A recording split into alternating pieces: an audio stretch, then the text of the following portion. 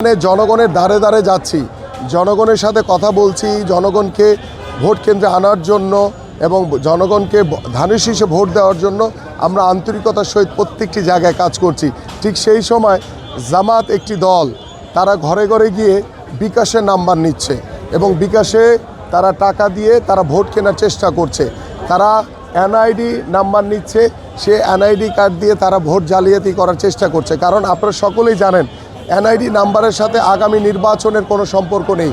Vote প্রদানের জন্য NID number প্রয়োজন হয় না। তাহলে তারা কেন, কোন উদ্দেশ্যে তারা এই এনআইডি নাম্বার নিচ্ছে? এবং আমার কাছে যে তথ্য চেষ্টা করছে এই এনআইডি নাম্বার দিয়ে তারা জাল ভোট দিবে। এবং আমি ইতিমধ্যে আমাদের দলীয় যে কেন্দ্রীয় জায়গায় আমাদের যে নির্বাচন পরিচালনার যে যারা মুখ্য দায়িত্ব পালন করছেন তাদেরকে বিষয়টা অবগত করেছি। তারা আনুষ্ঠানিকভাবে এবং তাদের কাছে তথ্যপত্র দেওয়া হয়েছে, তারা আনুষ্ঠানিকভাবে আমাদের রিটার্নিং কর্মকর্তা এবং নির্বাচন কমিশনে বিষয়গুলো অবগত করা হবে।